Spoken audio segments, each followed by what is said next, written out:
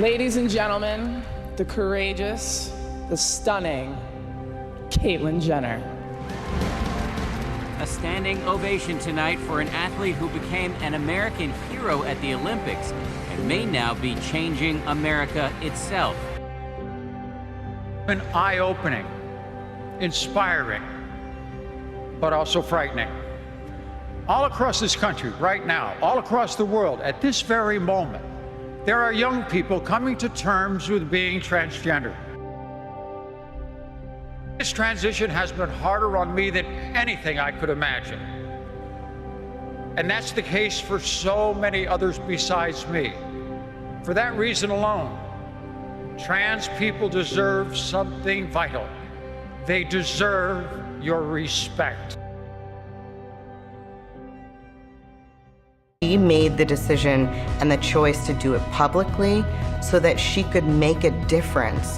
Hello. Caitlyn, welcome. You're going to see where our youth live with us for 18 months. Where the work that's done. She's educating others in her own education process. And I think that's been incredibly powerful. If you want to call me names, make jokes, doubt my intentions, go ahead. I can take it. But for the thousands of kids out there coming to terms with being true to who they are, they shouldn't have to take it.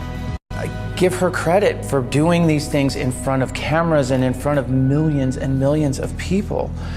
That takes a lot of strength. I feel bad that these, especially young people, are going through such a difficult time in their life. We don't want people dying over this. My family, they don't get it. Caitlyn gives me the hope that one day my family will wake up and say, you know, I miss my child. How are you guys doing? Hello. It takes a lot of courage, to say the least, to be who we authentically are. We just have to be so proud of ourselves. I mean, that's what it comes down to. She's lived an amazing life, and she's always done amazing things. She's such a good role model for so many people, and I know she wants to do so much good with what she's doing. Out of all the things I've done in my life, and I've done a lot, maybe this is why God put me on this earth.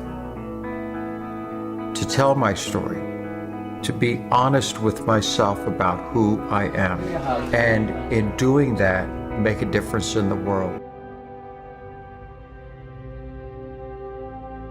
Caitlyn Jenner, a name none of us had heard till 6 months ago, has in that short time helped teach America what it means to live a courageous and authentic life. Over this last 6 months, it has been the most eye-opening experience of my life. All you have to do is look at this month's cover of Vanity Fair to see how America is more accepting of people for who they truly are. A major victory for transgender Americans. The ban on Medicare coverage for sex reassignment surgery that was first put in place 33 years ago has been lifted. The surgeries were not originally covered because they were considered experimental, but are now considered safe by several medical associations. This decision could make way for insurers to also begin offering coverage. Because it's medically necessary care. It enhances quality of life.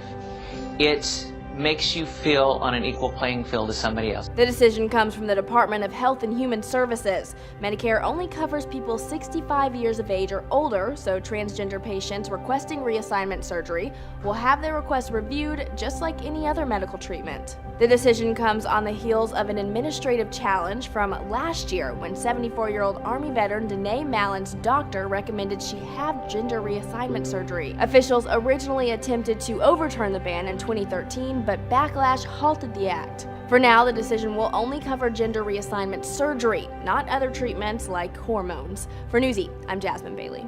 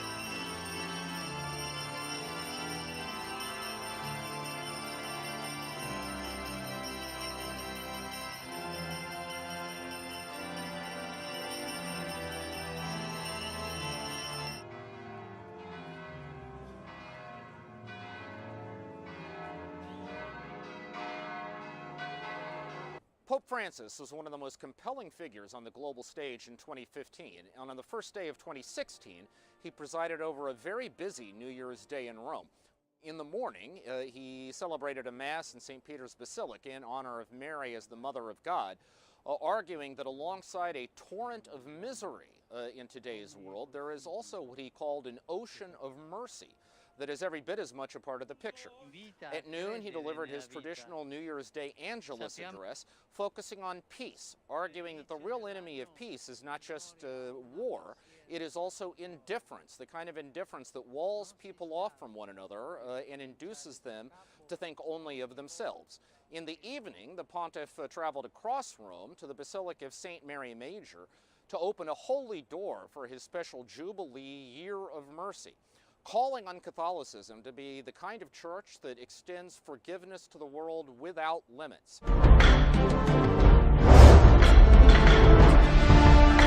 Hey everyone, it's Vigilant Christian Mario, and you're here for another edition of New World Order Exposed. In today's video, I had to share this article with you. It was published in June, but man, it is so important for us to investigate this. Joel Osteen meets with Pope Francis at Vatican. Apparently, Joel had to say about Pope Francis that he, Pope Francis, made the church more inclusive. La mayor parte de los habitantes del planeta se declaran creyentes. Esto debería provocar un diálogo entre las religiones. No debemos dejar de orar por él y colaborar con quienes piensan distinto. Confío en Buda. Creo en Dios. Creo en Jesucristo. Creo en Dios, Alá. Muchos piensan distinto, sienten distinto, buscan a Dios o encuentran a Dios de diversa manera. En esta multitud, en este abanico de religiones, hay una sola certeza que tenemos para todos. Todos somos hijos de Dios. Creo en el amor. Creo en el amor. Creo en el amor. Creo en el amor. Confío en vos para difundir mi petición de este mes. Que el diálogo sincero entre hombres y mujeres de diversas religiones conlleve frutos de paz y justicia. confío en tu oración.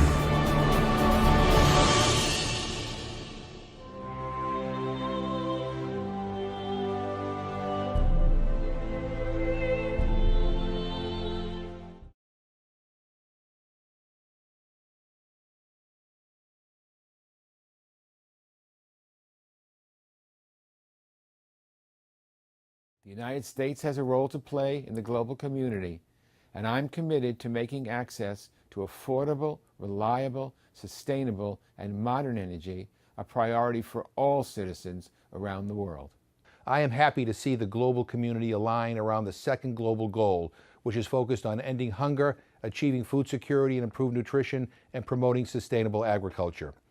Ensuring access to basic education for these children is a low-cost investment that pays back dividends around the globe for generations to come. That's why I've made support for international basic education funding one of my priorities in Congress. I've worked hard to increase U.S. funding for global education. I'm so happy to see the global community align around the third global goal, which is really focused on ensuring healthy lives and promoting the well-being of all citizens around the world. I'm happy to see the global community prioritize the 13th global goal, which is focused on taking urgent action to combat climate change and its impacts. As we redouble our efforts to achieve the United Nations Millennium Development Goals, we need to prioritize funding these critical initiatives that end extreme poverty. Hi, I'm Congressman Charlie Rangel, and I support the United States leadership in the global community. I'm glad to see that the community prioritizes the 10th global goal, which is focused on reducing inequality with and among countries. As a member of Congress, I will continue to make sure that everyone has access to clean and safe drinking water. Everybody, every family deserves clean water, no matter where they are in the world. We have a challenge in this millennium to make sure that we provide clean drinking water and sanitation for children and families across the world. I'm committed to that, and I'm glad you are too.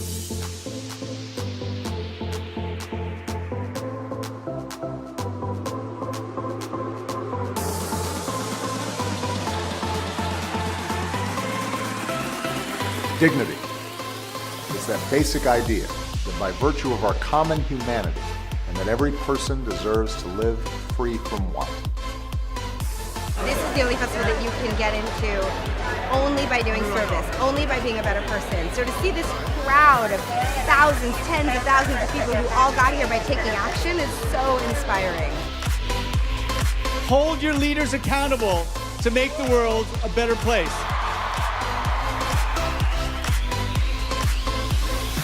Education is hope. Education is peace. Education is a basic human right. These are our girls. They deserve the same chances to get an education as my daughters and your daughters and all of our children. Governments have to do what you tell them if there's enough of you. It is always impossible until it is done. I look out and I see a sea of global citizens, optimistic, determined. We can change the world.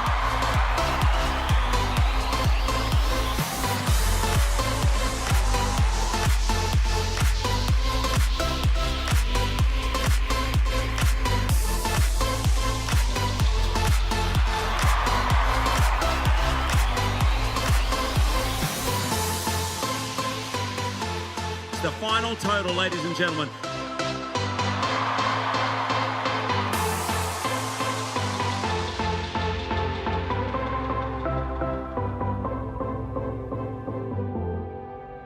In Illinois, a professor at an evangelical college has been suspended for quoting Pope Francis as saying Christians and Muslims share the same God.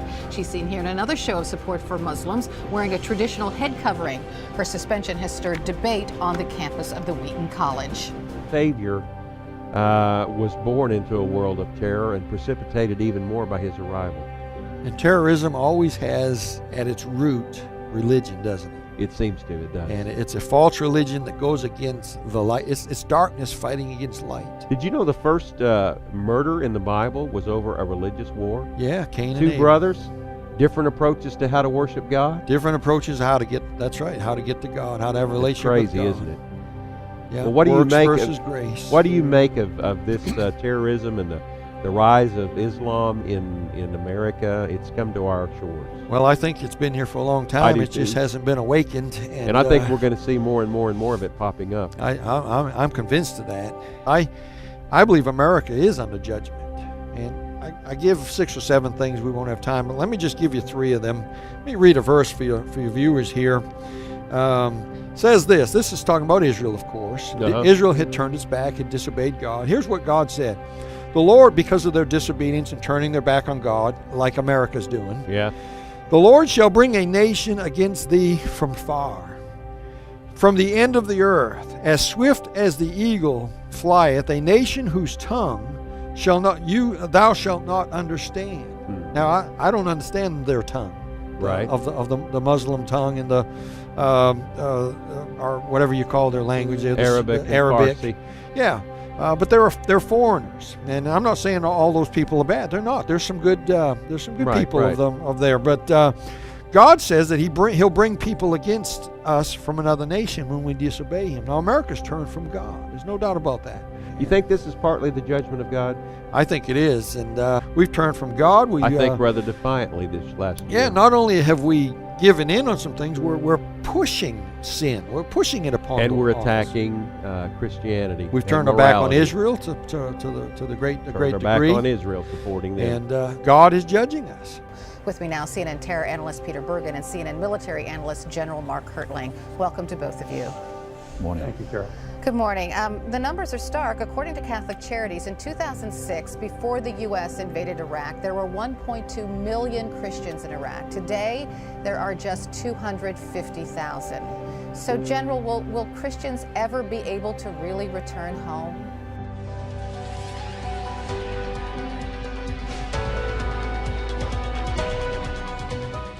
Hey everybody, I'm Todd Starnes. President Obama says banning Syrian refugees because of their religious beliefs is un-American. Those of us who fear that Islamic radicals might be lurking among the refugees have been called every name in the book: bigots, Islamophobes. But the cold hard reality is the Protestants and Catholics and Jews aren't the ones beheading people. The president remains steadfast. The Muslims will come. He told reporters that we don't have religious tests to our compassion. But that's not exactly accurate.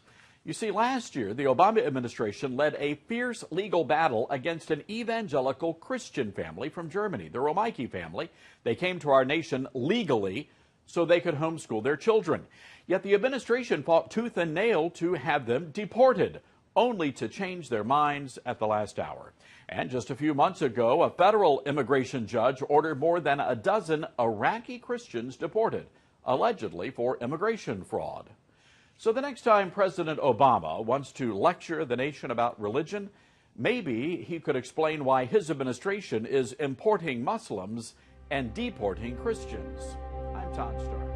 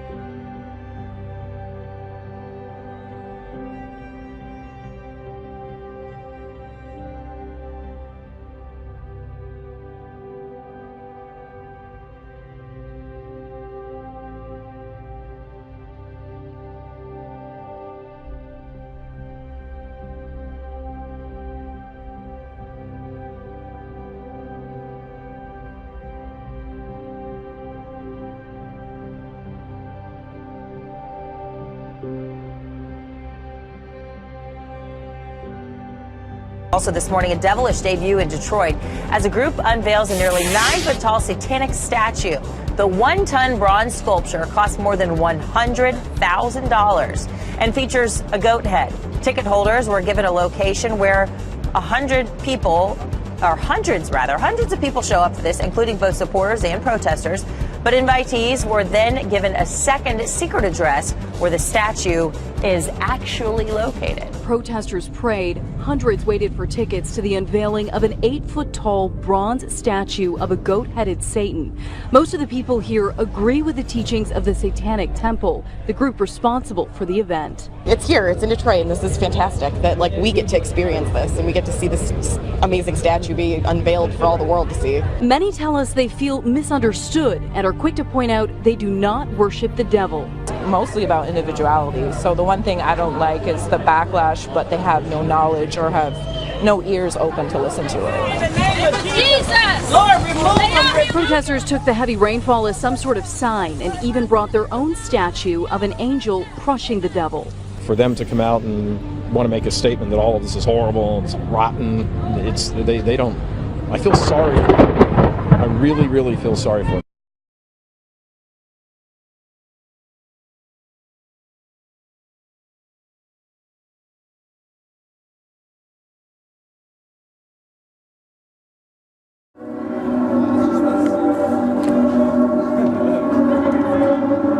Hail, comrades! Hail, sisters and brothers, and hail Satan! We are gathered here to celebrate the spirit of humanity and the dawn of a new American era. In a season when many commemorate the birth of Christ, we commemorate our own Genesis, the enlightenment of all humanity, a revelation of our nature as written in the annals of history, a gift from Lucifer, the light bringer, the morning star, and the rebel.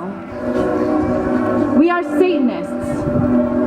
We engender moral, spiritual, and sexual freedom. 2 weeks ago, hundreds of Christians gathered to demand exclusion of our fellow countrymen from the right to join in marriage under the guise of religious freedom. They slandered the name of this great country for embracing the diversity of its citizens. They cheered and praised when called upon to radicalize. For too many, religion has become an excuse to exclude, to hate, and to destroy. It is time for us to merge our differences and realize that we have a common problem. It matters not if you are a Baptist or a Methodist, a Muslim, or if you are faithless. You see, we are not anti-Christian and we are not anti-religion, but we are anti-degradation and we are anti-oppression. If religion is to lead in areas which have traditionally been left to a secular democracy, we will do our duty too, to bring the insights of our satanic practice to the State House, to the courthouse, to schools, and of course homes and businesses of America. Wherever and whenever diverse religious guidance is needed. All hail the new American era, to the satanic emancipator and end of repressive traditions. Hail Satan! Hail Satan! Hail Satan! Hail Satan! Hail Satan! Now we are going to change gears a little bit. We're going to talk about Jada Pinkett Smith's son, Jaden, and Will Smith's son. Headlines with a new look. He's sporting a skirt for Louis Vuitton's new women's campaign. And Deborah Roberts, that's the reason that you are here. Really, a lot of people are talking about this and a lot of positive reaction to it. A lot of positive, but also some mixed reaction. If you know anything about Jaden, you know that he is no stranger to edgy, provocative statements on social media or with his appearance. But this newest campaign has the fashion world buzzing. The Karate Kid growing up and making a mark in the fashion world. This morning, the newest face of Louis Vuitton's woman's line. Yes, that's right, Jaden Smith is styling in ladies' fashion with this post on his Instagram. Thank you so much at Louis Vuitton and at Nicolas Guesquier for the opportunity to impact this world. We are seeing an evolution. And we're also seeing fashion do what fashion loves to do, which is to play with our expectations, to tug on our prejudices, and to surprise us. In a press release, the company saying Jaden represents a generation that has assimilated the codes of true freedom. Wearing a skirt comes as naturally to him as it would to a woman. Generous how he and wife Jada support all their children's choices. We decided a long time ago that it's sort of better to flow with what people are naturally more than like what our egos need them to be.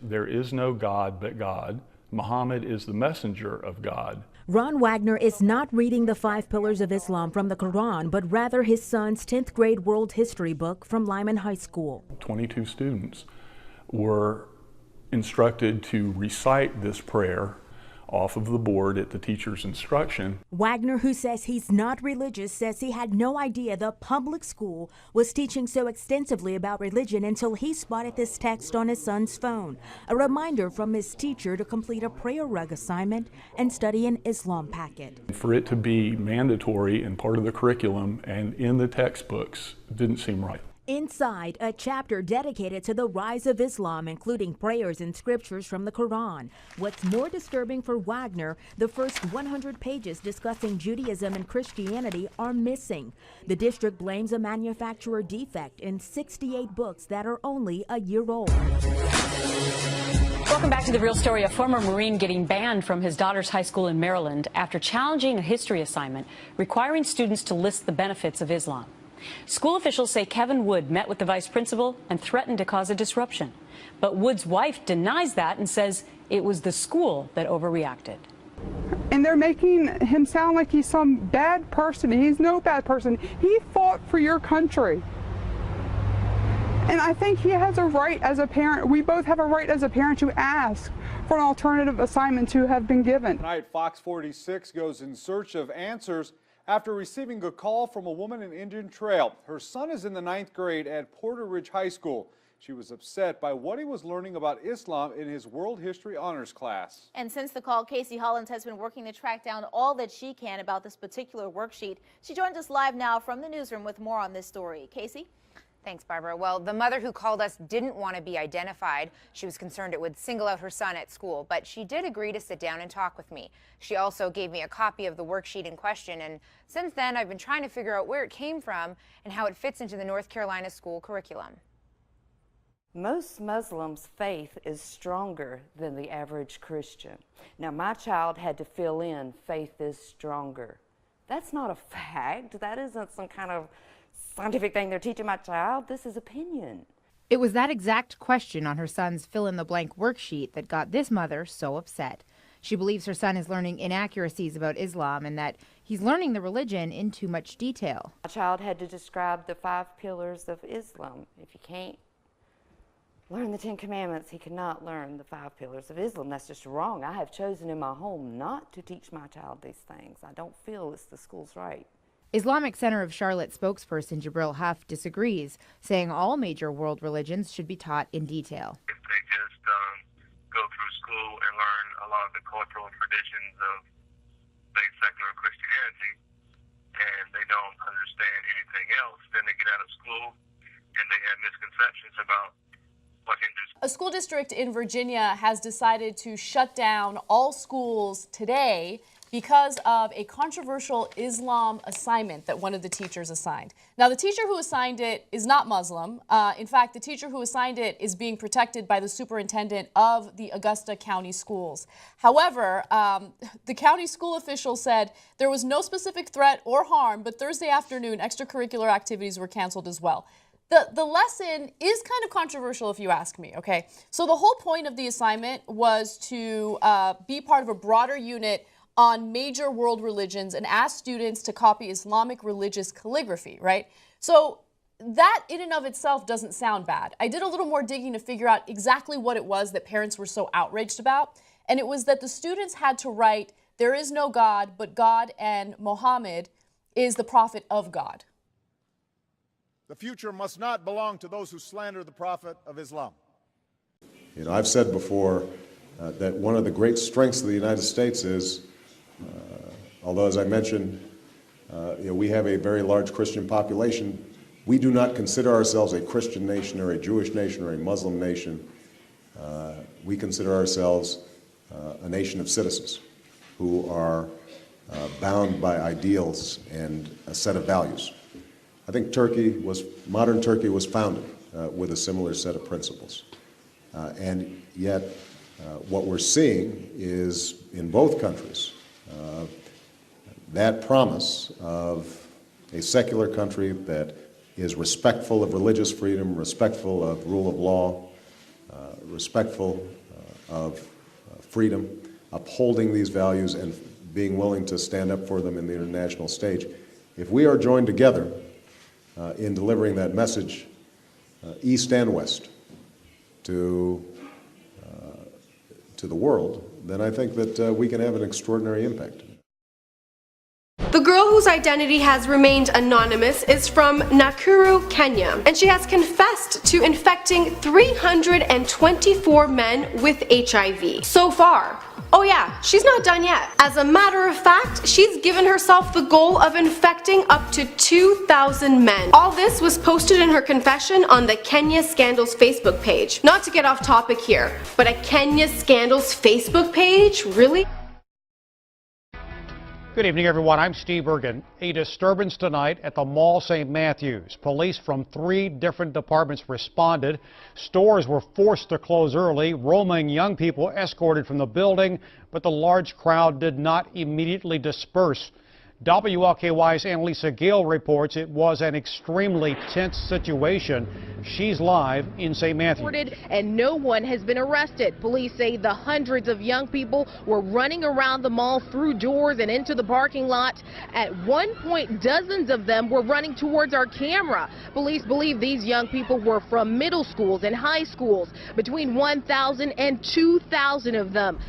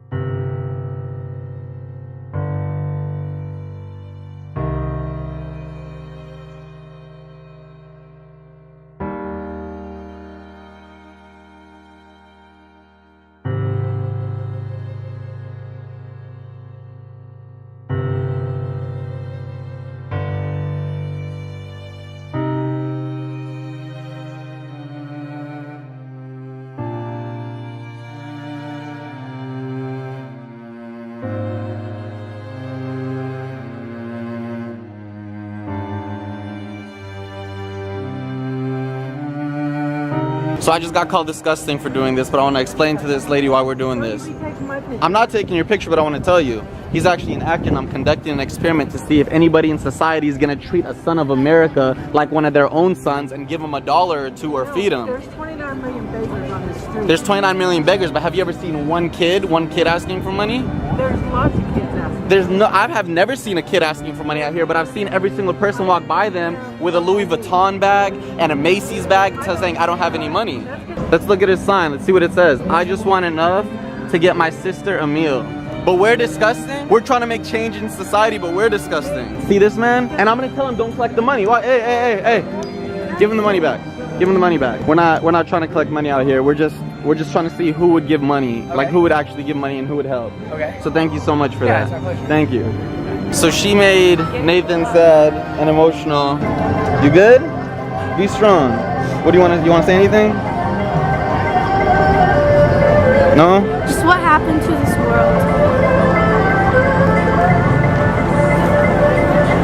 I don't even know what to say to that.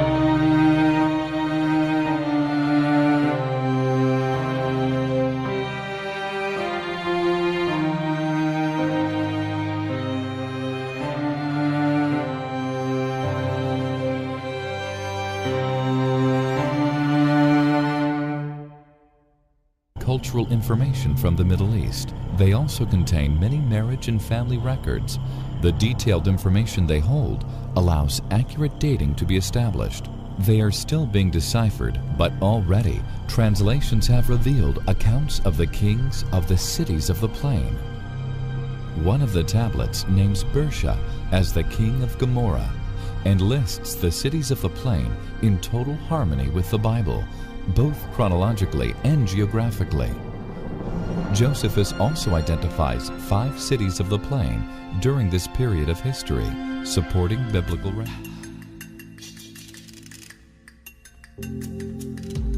In Einar's room, the sulfur gems were arranged on a table. Everyone wanted to see another one burn, but care had to be taken because of the smoke alarms. Opening all the doors and windows and choosing the smallest sample, Simon placed it in an ashtray and lit it. The effect was even more startling than in the open air. It burned bright blue, which couldn't be seen in the sunlight, but in the small space, the fumes were horrific. Everyone but Simon left the room until 1 minute later, this tiny sample burned out.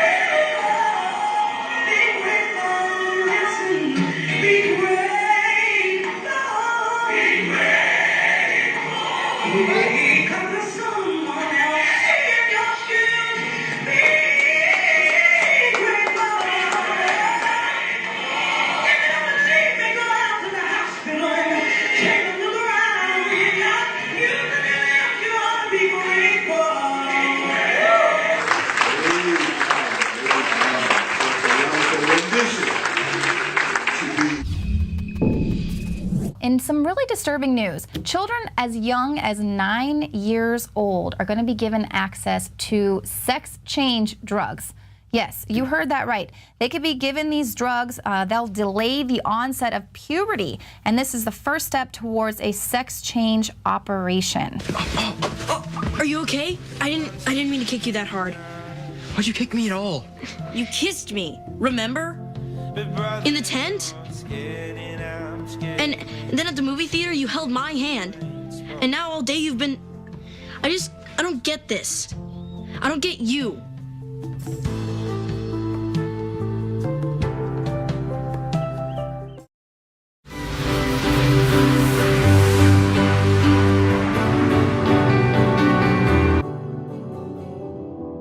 Cause you're a sky full of stars.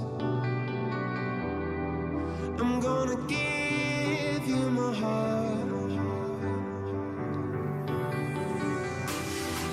Cause you're a sky full of stars. Cause you light up the park. I don't care if you wanna tear me apart. I don't care if you do. Cause in the sky,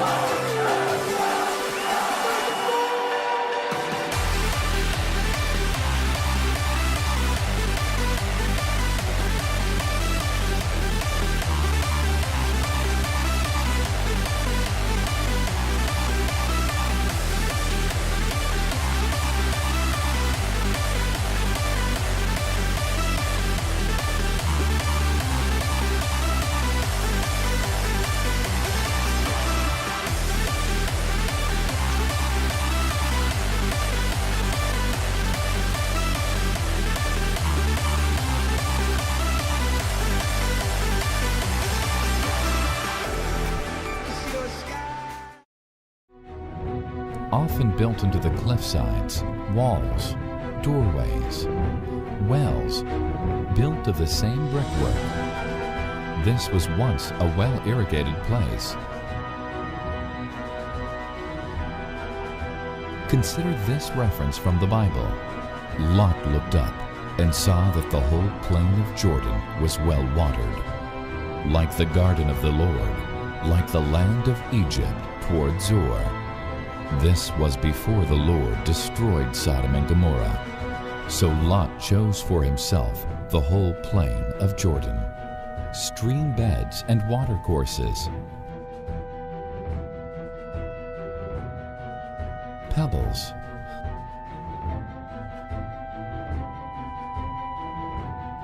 water in abundance running right through the city, dams directing water sometimes under buildings, structures lining the banks of the streams, fossils, some that looked like mussels, fused together by what appears to be a great burst of heat. In order to provide a sample good enough for the precision of the X-ray fluorescent spectrometer to read, Andy had to be very thorough in his preparation.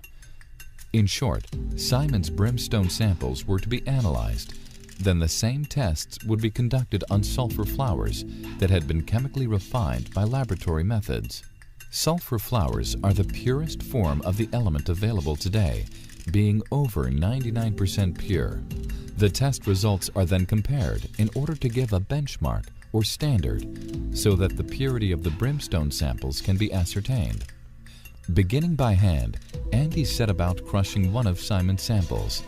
Even at this stage, Andy remarked on how pure the samples Simon had provided appeared. Both the standard sulfur and the brimstone were then mixed with a binding agent, lithium carbonate. Next, it was mixed in a blender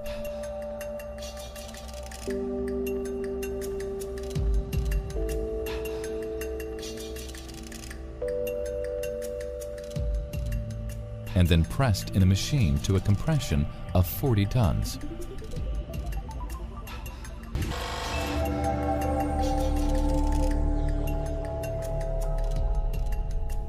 What they are left with is this. 6 samples for analysis have been prepared, 3 of the standard sulfur flowers and 3 of Simon's samples. As an openly gay man, it causes a significant amount of personal pain for me.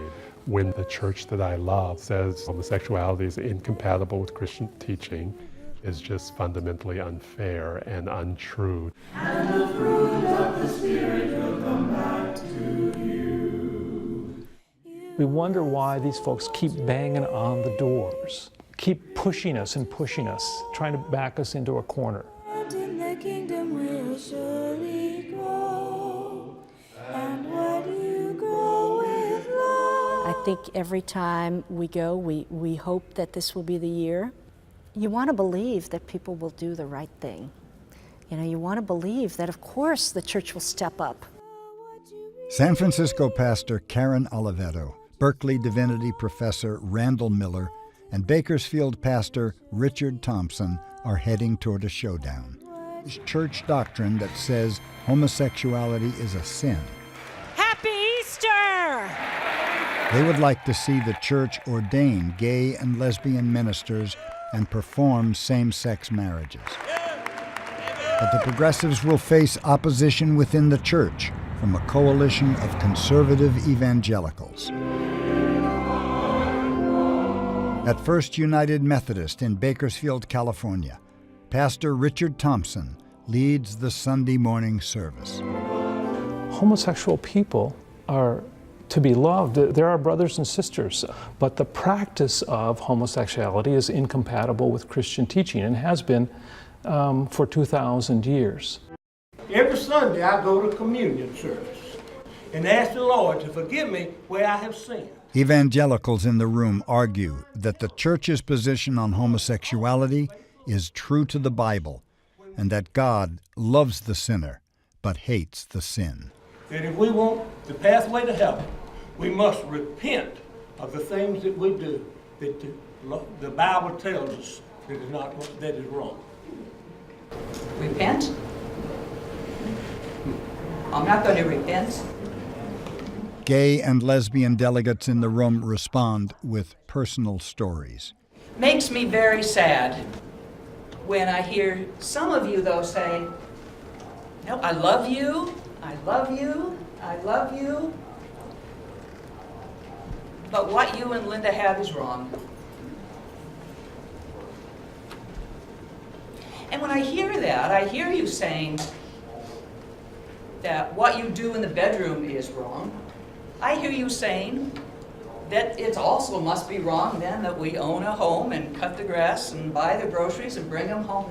That everything that goes into making up what she and I have is wrong for some of you. It's fine with me if you want to hold my relationship to high standards. I think we should hold all relationships to high standards. I just don't want you to tell me that I can't have one.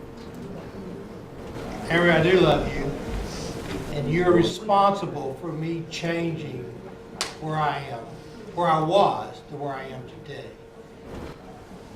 And I'm basically a conservative theological person. We have got to change this discipline, take out this harmful language. After a lengthy debate, the delegates vote by paper ballot.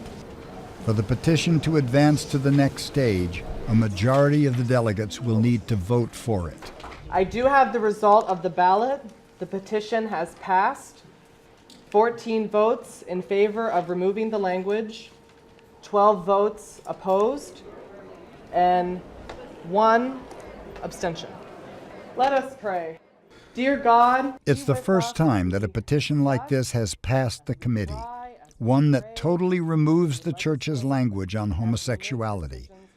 It's an early indication that the Progressive Coalition could actually succeed. Amen.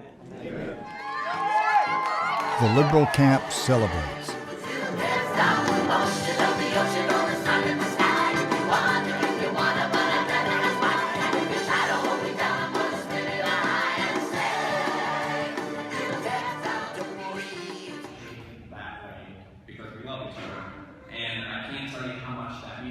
One day soon, in fact, God willing, we may even be able to walk down the aisle of this church that we love so much, and nothing means more than that to me. But there's a lot of work to be done before that happens. One of the most important things that has to happen before we do that is that I probably should, with the permission of your parents,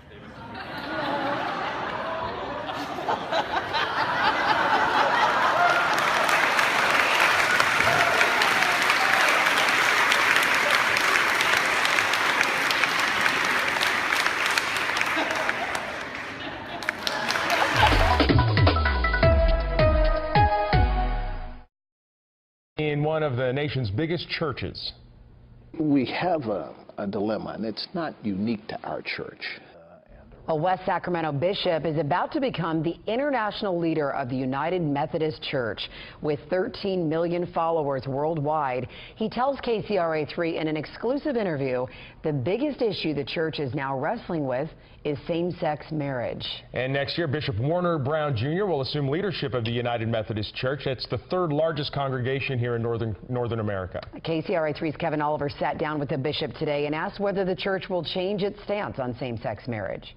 There will be times when, as the leader, I will need to personally represent the church in various capacities. When Bishop Warner Brown takes the helm of the United Methodist Church, he will inherit what he calls one of the most divisive issues his church has faced in decades. How do we deal pastorally with the families that are caught into the middle of this? Shortly after the Supreme Court ruled on DOMA and Proposition 8, Bishop Brown posted a statement on the internet advising pastors in Nevada and Northern California to send same-sex couples somewhere else if they want to marry. If a same-sex couple came to you and asked you to marry them, what would you do? Personally, I would not do that. I would assist them in finding someone who would do that, and I would be supportive of them if I thought their relationship was healthy and sound. Brown says as bishop, he took a vow to follow the church's rules contained in the Book of Discipline. there is a clear difference of opinions among Methodists. The pastor of St. Mark's in Sacramento County has said he would marry same-sex couples in his church. We believe it's really important that churches are places that are open to all people. And I, as a pastor, say that everybody in my congregation, I don't have first and second class citizens. The church has stripped clergy of their positions for breaking church law in the past. Brown says it's not for him to decide. The person's peers will decide how to do with that. You won't have anything to do with that. I only administer it to make sure it's fair.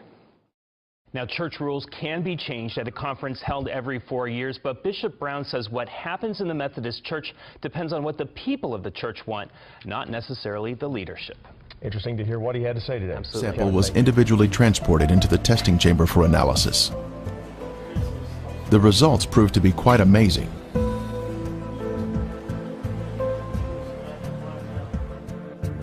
As the samples were found to be 98% pure sulfur, unlike any other sulfur found on Earth. This pure, cooked sulfur is the heavenly marker that was left behind to show the world that the Lord, without a doubt, destroyed these sinful cities at His command. Critics have said that the sulfur is from volcanic activity, but that type of rhombic sulfur is only 40% sulfur and is of a crystalline form, unlike the white, compacted monoclinic form that is found in the ashen cities their today. Subject admit that they have never seen anything like them. That natural disasters like volcanic activity or industrial accidents fail to explain adequately the baked ash, or the hundreds of thousands of sulfur missiles burning at temperatures that cannot be calculated with modern machinery, that have been embedded in walls and sprayed around the close proximity of these 5 cities, so selectively that no trace of them exists in the terrain in between the 5 sites whatsoever, and above all, that a detailed description of the events, the locations, the substances, and the reasons why this all happened exists in the Bible that we hold in our hands today.